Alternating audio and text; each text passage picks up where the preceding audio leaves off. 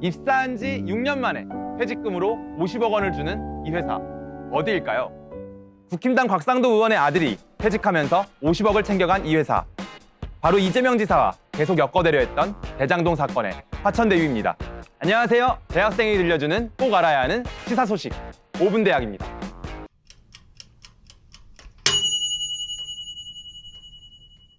화천대유는 누구 겁니까? 라며 국힘당은 성남시 대장동 개발건에 대해서 마치 이재명 지사와 비리가 엮여 있는 것처럼 몰아갔는데요. 파도 이재명 지사는 나오는 게 없고 오히려 비리 의혹은 국힘당 쪽에서 터지고 있습니다. 대장동 개발건설 의혹, 도대체 어떤 건지 지난번 5분 대학에서 다뤄봤었습니다. 혹시 아직도 대장동 의혹에 대해서 잘 모르시는 분들은 위 링크를 타고 들어가서 꼭 한번 확인해주세요. 곽상도 50억 받은 아들이 사실 이재명 아들? 이재명 지사의 페이스북 게시글입니다. 국힘당은 이재명 지사와 대장동 투기 세력을 엮기 위해 이 지사의 아들이 화천대유에 취직했다고 의혹을 제기했는데요.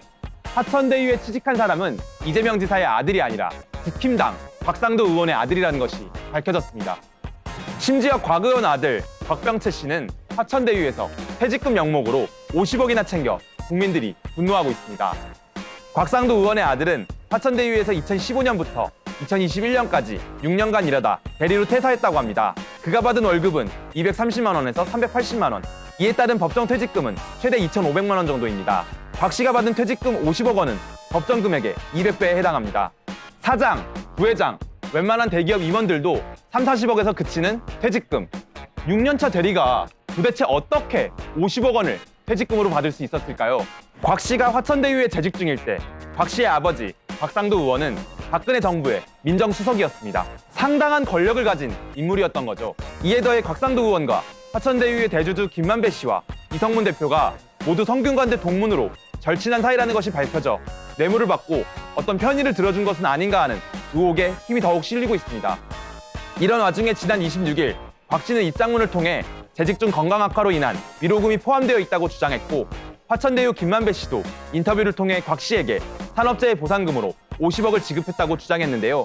하지만 곽 씨가 조기축구에 활동을 할 정도로 건강하고 최근 5년간 화천대유에서 산재를 신청한 적이 없다는 게 밝혀져 이런 해명이 다 거짓이었음이 드러났습니다. 보통 평범한 노동자가 일을 하다가 사망하게 되면 산업재해 보상금으로 1억 원 정도를 받습니다. 축구장에서 잘만 뛰어다니던 곽병채 씨가 산재로 50억 원을 받았다고 하면 그 누가 이해할 수 있을까요? 이렇게 말도 안 되는 50억 원 수령을 두고 당사자들은 어이없는 설명을 하고 있습니다. 50억 원을 챙긴 건 이재명 지사가 만든 구조 탓이다.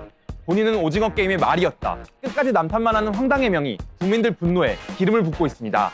뿐만 아니라 이완구 전 총리, 원유철 전 원내대표, 나경원 전 원내대표, 신영수 전 의원, 김수남 전 검찰총장, 박영수 특검, 권순일 전 대법관, 그리고 최순실 변호사였던 이경재 변호사까지 국힘당 정권과 관련됐던 인물들이 직접 화천대유에 고문으로 있거나 땅 소유, 자녀 취직을 통해 이익을 얻었다는 사실들이 끊임없이 밝혀지고 있습니다. 이재명 지사를 공격하려고 시작했던 대장동 사건, 이제는 국힘당 대장동 사건이 됐는데요. 장제원 의원 아들 노회를 봐주기 수사했던 것처럼 또다시 봐주기 수사를 해주는 것은 아니겠죠? 국힘당과 한 몸이나 다름없는 후건 적폐 세력. 이번 대선은 땅 투기를 끝내는 선거가 됐으면 좋겠습니다. 오늘 5분 대학은 여기까지입니다. 오늘 주제와 관련해서 이야기 나누고 싶으신 분들은 자유롭게 댓글 남겨주시면 정말 감사하겠습니다. 영상이 유익했다면 좋아요, 구독 부탁드립니다. 다음번에도 따끈따끈한 시사 소식으로 돌아오겠습니다. 감사합니다.